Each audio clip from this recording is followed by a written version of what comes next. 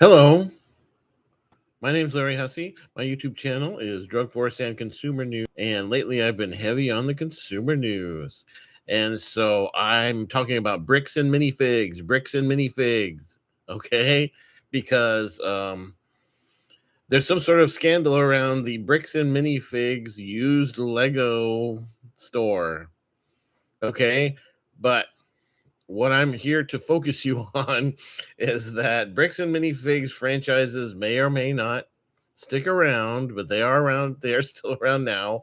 I have done a video where I said, look at this ad for this cool store where they sell used Legos. That's so awesome for the environment.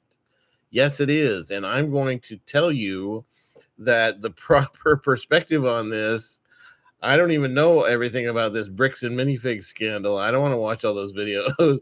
But but what I'm telling you is you reusing and selling used toys is so good for the environment. I'm going to quote Gemini AI right now on about it. Okay. So what I'm talking about here is my question to Gemini was, excuse me, what about the environmental benefit of used toys? Used toys, not throwing toys away, reusing them.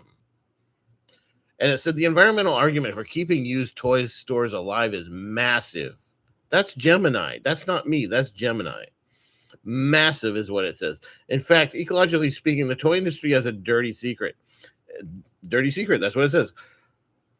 It is the most plastic intensive industry in the world. Hello, toys are the most plastic intensive industry in the world, as if we didn't know that, right? As if we didn't know that. About 90% of all toys on the market are made of plastic. And because children outgrow them so rapidly, the environmental footprint is brutal. Brutal. Gemini doesn't use words like this flippantly, you know. Okay. I'm drying my throat. I'm getting my throat ready to read. All right.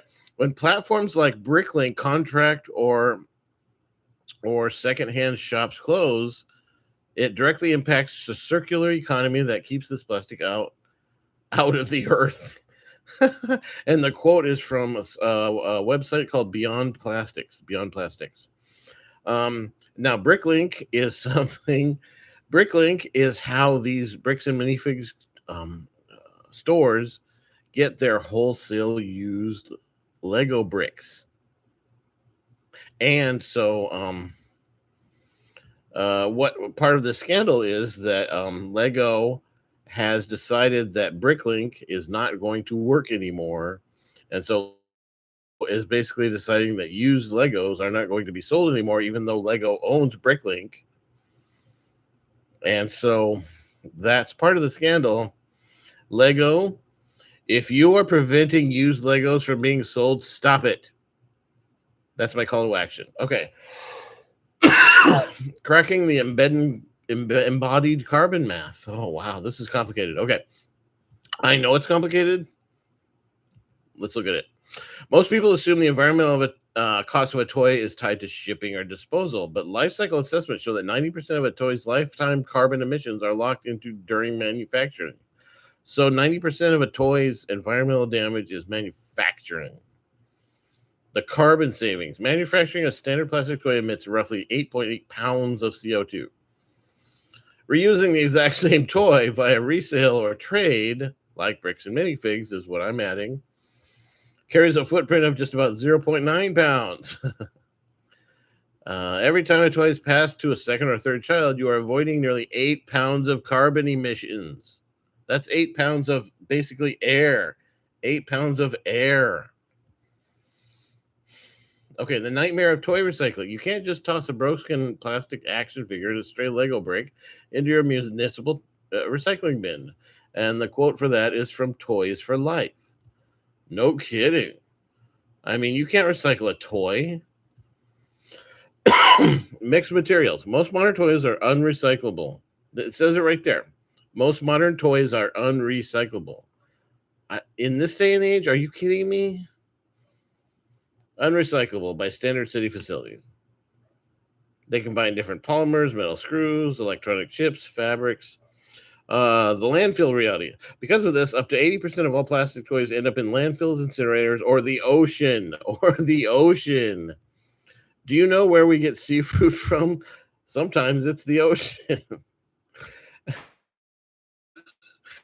In landfills, these plastics take up 500 years to break down. I'm not going to live long. All right. So, oh my God. Slowly leaching microplastics and chemical additives like phthalates and flame retardants. Phthalates are something I'm trying to avoid in the soil and water table.